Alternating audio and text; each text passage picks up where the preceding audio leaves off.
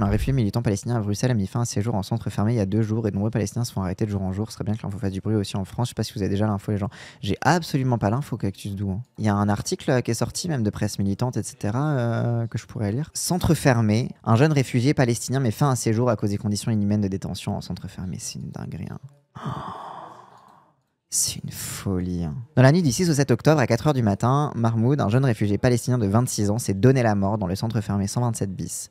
Selon des proches, son suicide serait dû aux conditions inhumaines de détention. T'imagines, t'es un réfugié palestinien, tu te retrouves, ouais, centre fermé, j'imagine c'est un CRA, centre de rétention administrative, un truc comme ça, genre c'est un peu votre équivalent. En Belgique, il y a des rafles sur les Palestiniens, wesh. Mais pour les expulser où exactement vous les envoyer où Bref. Une enquête doit encore établir les conditions exactes de la mort de Mahmoud et on sait d'avance que l'enquête... Ça va être compliqué entre la source policière et la source indépendante. Mais une chose est certaine, ce sont les conditions de détention et les violences structurelles imposées à Mahmoud et aux autres personnes détenues qui sont responsables de sa mort. Depuis 3 mois, Mahmoud Fagaz Ezat Allah était détenu aux côtés d'autres réfugiés palestiniens et personnes exilées enfermées. Ça, le centre fermé 127 bis est tristement célèbre en Belgique. Ok, d'accord, je connaissais pas du tout. On parle un peu d'ECRA en France, mais c'est vraiment une dinguerie quand il réfléchit que t'as des gens qui sont exilés, traumatisés, etc. Et c'est quoi la réponse de l'État? C'est de les foutre dans des prisons insalubres où ils subissent des traitements inhumains. Enfin, genre, c'est... Alors, ces centres sont pires que des prisons vu qu'il n'y a pas de normes. Bah oui. Ça faisait 3 ans qu'il essayait d'obtenir la reconnaissance de son statut de réfugié en Belgique. Ce qui, rappelle, est... Enfin, quand t'es palestinien, c'est de droit en fait. Genre déjà, quand t'es palestinien et que t'es réfugié, t'es apatride. C'est très difficile, voire impossible pour un Palestinien de revenir sur sa terre quand il en est sorti. Et donc, bah... c'est normalement le statut de réfugié, c'est normal quoi. Ça faisait 3 ans qu'il essayait d'obtenir la reconnaissance de son statut de réfugié en Belgique. Cette mort survient dans le cadre de la gestion politique raciste que l'État belge impose aux réfugiés palestiniennes, et ce en plein génocide. C'est le même principe que les détentions administratives d'Israël. Oui, c'est ça. Ce truc déjà en Palestine, ou plutôt en Israël entre guillemets, c'est déjà le modèle de base de détention et de répression des Palestiniens. C'est la détention administrative arbitraire, qui est un petit peu sur le même principe. C'est en mode pas de jugement, hop, on dit juste bon, c'est un terroriste, hein, de toute façon c'est un arabe, et c'est ce qui fait qu'il y a une population carcérale qui doit être libérée genre immédiatement, qui n'aurait pas dû être emprisonnée et qui est utilisée en fait comme outil de marchandage avec les Palestiniens concrètement en fait. Quand vous avez des échanges où c'est un échange de prisonniers contre des otages, c'est des échanges d'otages. Ce sont des otages en fait, qui sont pas aussi bien traités que les otages israéliens, mais ça c'est une autre histoire. Et donc en fait ce qui est fascinant, c'est que cette répression là qu'on observe de l'État israélien sur la population palestinienne, les États occidentaux la reproduisent. C'est-à-dire que t'es palestinien, tu viens te réfugier en Europe, les Européens vont te traiter de la même façon que les Israéliens te traitent. C'est vraiment, on va aussi t'imposer la détention administrative, les traitements inhumains, les trucs comme ça, etc. Bon, c'est peut-être pas aussi pire que la prison du Negev, j'imagine, peut-être, j'espère. Mais ouais, c'est chaud. Donc des réfugiés palestiniens sont arrêtés et détenus en centre fermé. L'État belge fait peser sur chacune d'elles et eux le risque d'une déportation hors du territoire belge, alors que le peuple palestinien est systématiquement massacré par l'État israélien. C'est vraiment le truc de pour aller où? Pour aller putain de où? Et en plus, c'est vraiment le truc de tu fuis la Palestine, tu fuis la violence de l'État israélien et le sentiment que tu dois avoir quand tu es dans cette situation, et je pense que c'est ce qui a amené aussi au suicide, enfin, c'était en mode mais ça ne sert à rien de vivre. À quoi bon vivre si je vis le même enfer et le même calvaire partout où je vais? Je suis palestinien, il n'y a pas d'issue possible pour moi, du côté de la vie, en fait. Ça ne va qu'aboutir dans ma mort prématurée à cause de la souffrance qu'on m'impose, quoi. Tu sais, t'as un truc où psychologiquement, ça te crée un état de désespoir qui est littéralement invivable, quoi. Donc, selon plusieurs personnes détenues au centre fermé du 127 bis, les conditions de détention sont terribles. La faim et l'insalubrité règnent, les soins manquent et les violences des gardiens sont récurrentes. C'est vraiment... Les co-détenus de Mahmoud sont révoltés et entament une grève de la faim, informe Getting the Voice Out, qui rapporte que ces co-détenus déclarent « Aujourd'hui, c'est Mahmoud, demain, c'est quelqu'un d'autre. Il faut faire quelque chose, la sécurité rigole de nous, il faut faire quelque chose. » En plus de ça, t'as tes geôliers qui se foutent de ta gueule quand tes camarades se littéralement mettent fin à ses jours parce que les conditions de détention sont horribles, quoi. C'est l'enfer. Dans un témoignage publié le 7 octobre, Anas Mam, un militant marocain lui aussi détenu depuis en centre fermé, c'est vraiment... Bref. Donc, un détenu politique témoigne régulièrement des conditions de détention et des luttes, avait rédigé une publication au sujet de Mahmoud. Il avait perdu sa mère, il avait demandé à sortir pour faire son deuil, il avait écrit, il avait supplié, l'administration a ignoré, le système l'a broyé, le silence l'a tué. Anas Mam, militant marocain détenu au centre fermé 127 bis. Malgré une demande écrite de Mahmoud faite à la direction du centre afin de pouvoir vivre son deuil, rien n'a été mis en place par la direction du centre. Et ça, voilà, c'est vraiment le truc de... Déjà, t'as subi humiliation sur humiliation, violence sur violence, déshumanisation sur déshumanisation, tu te retrouves en centre de rétention administrative ou du coup en centre fermé comme on dit en Belgique, ta mère meurt, t'es en mode laissez-moi au moins cette dignité, cette petite dignité de pouvoir faire le deuil de ma mère, et même ça on te le refuse refuse. Genre, c'est vraiment la déshumanisation jusqu'au bout, quoi. Même le deuil, t'y as pas le droit, quoi. C'est camésien, ouais, de fou. Hein. C'est un meurtre politique, un meurtre administratif, un meurtre colonial. Anas Hamam, militant marocain détenu au centre fermé 127 bis. Un appel lancé pour manifester samedi 11 octobre à 16h devant le 127 bis. Pas de recueillement, pas de bougies, du feu, de la rage, du bruit. Les centres fermés sont des prisons racistes. Mahmoud est mort, d'autres sont encore enfermés. Mahmoud était enfermé ici comme tant d'autres Gazaouis, non pas parce qu'ils ont commis un crime, mais parce qu'ils n'ont pas les bons papiers, parce qu'ils ont fui une guerre, un blocus, un génocide, et on leur répond par des murs et des barreaux. Et c'est là que tu vois que tu retraces toute la ligne de la complicité occidentale. Il y a la complicité occidentale par le fait de vendre des armes à Israël. Il y a la complicité occidentale par les entreprises qui font du bif, particulièrement dans les territoires occupés, mais avec Israël en général. Il y a cette complicité occidentale diplomatique des États qui couvrent Israël et qui en couvrent les crimes et qui n'arrêtent pas immédiatement Netanyahou dès qu'il survole leur espace aérien ou je sais pas quoi, etc. Donc t'as cette complicité-là, mais cette complicité-là, elle vient jusque dans le continuum raciste et colonial. C'est que la complicité, c'est la déshumanisation des Palestiniens. C'est que on va épauler Israël dans la tâche qu'il se donne de déshumaniser une population entière et de justifier leur expulsion, leur génocide, etc., etc. Et c'est vraiment la complicité de laisser les binationaux s'engager dans l'armée, de fou, exactement, ça fait partie des complicités. Mais la complicité va jusqu'au racisme intérieur des pays, qui est une complicité aussi avec l'État israélien, c'est de dire, nous aussi, on a cette même politique envers les Arabes. Nous aussi, on a cette même politique envers les pays du Sud, et on fait partie du même camp, quoi. Le génocide continueur de Gaza, ouais, c'est ça, hein. C'est l'extension du génocide jusqu'à hors des murs, quoi. De nombreux réfugiés palestiniens sont à l'heure actuelle détenus dans les différents centres fermés de Belgique. Depuis début septembre, la communauté palestinienne bruxelloise et le mouvement de solidarité avec la Palestine dénoncent une campagne de répression et des rafles à l'encontre des réfugiés palestiniens. Je sais pas si vous avez vu la vidéo qui a circulé sur Twitter aux États-Unis, dans la ville de Chicago. On voit deux personnes qui font leur pause café à l'extérieur de leur taf. Tu le vois sur la caméra de vidéosurveillance extérieure, etc. Ils sont comme ça, l'heure de café posé sur une poubelle, ils discutent, etc. Tu vois des véhicules de ICE, la police aux frontières, là, enfin la Gestapo, tu vois un véhicule des chemises brunes états-uniennes, quoi, qui commence à s'arrêter, leur courir après. Tu les vois qui rentrent, etc. Tu vois, genre vraiment la rafle directe. C'est ultra glaçant. T'as les deux comme ça. Ils sont en train de faire leur pause café à l'extérieur, etc. Ils se posent, ils sont à l'extérieur de leur taf, etc. Petite pause café. Là, t'as le véhicule. En plus, véhicule banalisé, hein. C'est vraiment un véhicule à la con. Les agents qui sortent. Le mec les voit, il re-rentre, il les voit, il re-rentre, etc. Ils se font poursuivre à l'intérieur.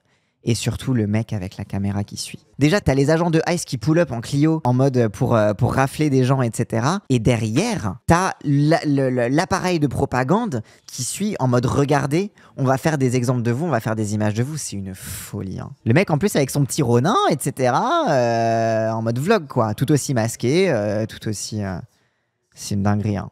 Oui, ICE, pardon, c'est la Immigration and Customs Enforcement, c'est l'agence fédérale qui s'occupe de... C'est la police aux frontières, en fait, qui s'occupe de, en ce moment, des rafles et des déportations, quoi. Mais bref, donc pour revenir sur cette question-là du continuum colonial, on est dans une période où la pratique politique des rafles, enfin toute la politique en fait anti-étranger, en fait, toute la politique raciste, trouve son continuum de la Belgique à l'État israélien, à la France, etc. Et tout ça, en fait, c'est la ligne de crête sur laquelle se dessine finalement. On en avait reparlé récemment un petit peu de comment Macron détruit l'État de droit, où on avait lu cet article du Monde qui détaille un petit peu tous les précédents et tous les reculs alarmants qui ont été faits sous la présidence Macron depuis 2017, notamment, particulièrement avec comme point focal et comme point de priorité la question justement de l'immigration et des étrangers. Et là, on en trouve une illustration parfaite, quoi. La frontière, c'est ce qui fait le lien entre l'intérieur et l'extérieur. C'est ce qui protège l'intérieur de l'extérieur, mais c'est aussi ce qui alimente toute la paranoïa parce que c'est ce qui passe de l'extérieur à l'intérieur. Et donc la frontière, c'est vraiment l'endroit où se dessine la politique nationale. Bref, alors reprenons du coup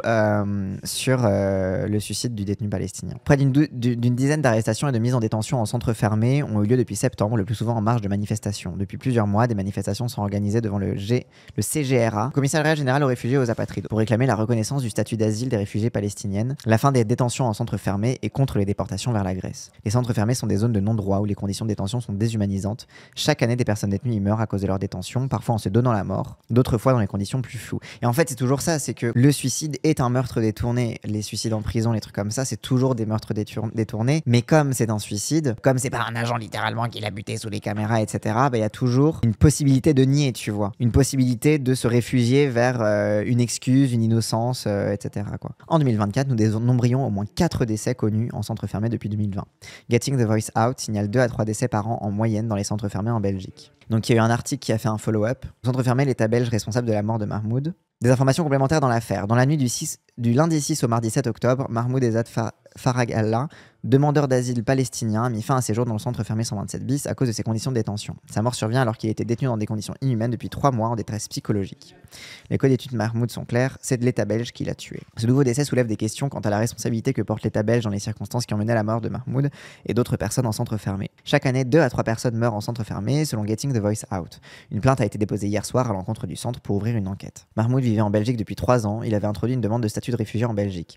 Avant son arrestation et sa mise en détention, Mahmoud était investi dans des manifestations quotidiennes à la bourse pour la fin du génocide et la libération de la Palestine. Et voilà. C'est aussi là aussi où la répression des Palestiniens se fait aussi par la répression des mouvements pro-palestiniens. C'est que dans la répression, tu vas des gens qui vont se faire arrêter, et s'ils arrivent à choper un mec qui a l'air un peu arabe, avec un petit peu de chance, ils vont choper un Palestinien, quoi. C'est un petit peu pareil que l'histoire de Mahmoud Khalil, pour le coup aux États-Unis, où pareil, c'était un militant qui, dans une manifestation pro-palestinienne, s'était fait rafler et déporté. Donc c'était un étudiant d'une université états-unienne, étudiant étranger, et pareil, sous arrestation, déportation, etc. Parce que pro-palestinien, mais surtout avant tout parce que arabe, quoi. En gros, Bourse, il y a un sitting tous les jours avec la police qui vient piquer aléatoirement. Ouais, c'est ça, quoi.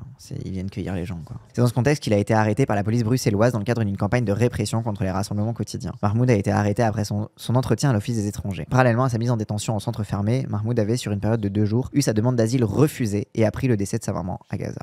T'imagines le mec, sa daronne, elle est encore là-bas. Tout ce qu'il peut faire, c'est s'asseoir à la bourse pour réclamer la fin du génocide et espérer que ça va sauver sa famille. Ils se mettent en centre de rétention et genre, en même temps, il apprend le décès de sa mère et on lui refuse de faire le deuil. Qu'est-ce que tu veux qu'il fasse de plus ? Il a pu en réchapper, il a eu la chance inouïe d'en réchapper. Tout ce qu'il peut faire, c'est s'inquiéter pour sa famille et faire en sorte que sa famille soit protégée, soit éventuellement épargnée par éventuellement la bombe supplémentaire que Israël va larguer sur Gaza. Et comment l'État belge lui répond ? Bah, en le foutant en 11, quoi. Une demande de libération écrite avait alors été faite à la direction du centre pour pouvoir faire son deuil. Cette dernière lui avait été refusée. Le dimanche 5 octobre, selon le témoignage de ses codétenus, Mahmoud avait une première fois tenté de mettre fin à ses jours. Comme seule réponse à cette tentative de suicide, le centre l'a placé à l'isolement. Donc l'isolement, les gens, vous savez, si vous suivez la question carcérale, etc., l'isolement, ça rend encore plus fou. Genre, si t'es déjà suicidaire, te foutre à l'isolement, c'est t'assurer que tu vas te réussir la prochaine fois, quoi. C'est un des arguments de dire que l'État belge l'a tué, c'est que après, quand t'es en détresse psychologique, te mettre à l'isolement, c'est te dire la prochaine fois, t'as intérêt à pas te rater. Anas Mam, un militant marocain lui aussi enfermé depuis plusieurs mois en centre fermé et qui partage régulièrement les luttes qui s'y déroulent, avait interpellé fin août dans un communiqué sur la détresse de Mahmoud et les violences structurelles imposées aux personnes détenues en centre fermé. L'avocate de Mahmoud, maître Gloria Moisé, souligne elle aussi qu'il était dans un état de détresse et que cela nécessitait une prise en charge. On a refusé de lui donner des médicaments, disant qu'il n'était pas malade. Une personne comme lui ne devrait pas être dans un centre fermé, il aurait dû aller à l'hôpital. La non-intervention du personnel du centre fermé 127 bis et sa mise à l'isolement, malgré les requêtes répétées de prise en charge et à la suite de sa première tentative de suicide, relève de la non-assistance à personne en danger, alors qu'il était vraisemblablement en détresse psychologique. Selon les témoignages des codétenus de Mahmoud dans le centre fermé 127 bis, plusieurs médicaments lui auraient été donnés sans son consentement et sans contrôle médical. Toujours selon ces témoignages, il serait fréquent que des médicaments soient administrés aux personnes détenues en centre fermé à leur insu, notamment dans des thés qui leur sont servis. Genre, il les drogue à leur insu, quoi. Allô ? Est-ce que va y avoir une enquête pour savoir c'est quoi qui leur file, en fait ? Vraiment un HP des années 30, mais de fou. Hein. T'as la soumission et la détention physique, et t'as la soumission chimique qui s'ajoute à ça, quoi. Ancré en France aussi, bah oui, ça m'étonne pas. Hein. Mais en fait, c'est ce qui se passe quand l'état de droit a été abdiqué de tout endroit, en fait, quoi. Le 7 octobre au soir, une plainte a été déposée pour non-assistance à personne en détresse psychologique et pour sédation forcée. Selon les informations dont nous disposons, les plaignantes ne disposaient que de 24 heures pour introduire la plainte sous forme de lettre au directeur du centre. À la suite de la mort de Mahmoud, Getting the Voice Out rapporte que 80% des détenus du centre 127 bis se sont mis en grève de la faim et que la répression à l'encontre des détenus qui se révoltent s'intensifie. Des fouilles de cellules ont par ailleurs été menées hier soir. Les détenus du 127 bis ont expliqué au collectif contre les centres fermés qu'aujourd'hui c'est Mahmoud, demain c'est quelqu'un d'autre. Il faut faire quelque chose, la sécurité rigole de nous, il faut faire quelque chose. Donc ça c'est l'extrait qu'on a vu dans l'article précédent. 5 camarades à lui ont été mis au cachot et transférés de force à 3 centres différents. Parce que c'est aussi le truc de, quand il commençait à avoir une révolte, tu disperses les gens dans d'autres centres et comme ça divise la révolte et ça pousse à baisser les tensions en divisant les meneurs de révolte, etc., quoi. On leur prend leur téléphone, on les prive de tout contact. Rien n'est mis en place par le centre pour les laisser vivre leur deuil en paix, au contraire, rapporte Getting the Voice Out. Le mardi 7 octobre en soirée, un rassemblement en hommage à Mahmoud et en soutien aux personnes détenues en centre fermé a eu lieu. Un feu d'artifice a été tiré en face du 127 bis. Un hommage a également été organisé lors du rassemblement quotidien pour la Palestine, place de la Bourse. Ces dernières semaines, de nombreux réfugiés palestiniens ont été arrêtés et détenus en centre fermé. La plupart ont été arrêtés en marge de manifestations parce qu'ils exercent leurs droits politiques. C'est une réelle campagne de répression policière, administrative et judiciaire qui est menée à l'encontre de la communauté palestinienne bruxelloise. Et c'est ça encore une fois, tu vois, le truc, ce continuum-là. Tu es palestinien, si tu veux exercer ton droit à militer, etc., tant un petit peu qu'on te fasse pareil, quoi. C'est vraiment genre la mise en détention est l'illustration parfaite de ce contre quoi tu milites. Et il y a une ironie, mais morbide dans tout ça qui est... Bref. La mort de Mahmoud s'inscrit dans la lignée des politiques racistes et coloniales que réserve l'État belge aux demandeurs d'asile, en l'occurrence palestiniens. En plus de sa complicité active dans le génocide en cours à Gaza, la Belgique arrête, poursuit, violente et enferme dans des conditions extrêmes les demandeurs d'asile qui finissent par mener à leur mort. Le décès de Mahmoud au centre fermé au 127 bis met en lumière la situation de centaines de personnes exilées et sans papier qui vivent dans des conditions de détention inhumaines. Oui, parce que là on parle de Gaza, et en l'occurrence parce que c'est un Palestinien, mais by the way c'est pareil pour littéralement tous les réfugiés. Soit parce que tu fuis des guerres, soit parce que simplement le processus, rien que le passage du désert, du bateau, etc., laisse suffisamment de traces et de traumatismes pour... voilà, quoi. Chaque année, plusieurs personnes sont tuées en centre fermé à cause des conditions de détention. Le collectif Getting the Voice Out, qui lutte contre les centres fermés, relaye les combats politiques au sein des centres fermés et la réalité des conditions de détention imposées aux personnes détenues. Mais voilà, hein, ce continuum qui va de Gaza au centre de rétention administrative, quoi. Et by the way, en France, c'est pareil, les gens. Hop, et avant de partir, n'hésitez pas, si cette vidéo vous a plu, à liker, commenter, partager comme d'habitude, ça aide à faire tourner l'algorithme. Et si vous voulez me soutenir financièrement, n'hésitez pas à cliquer sur le lien Stream Elements qu'il y a dans la description de cette vidéo. Allez, cette fois je vous laisse.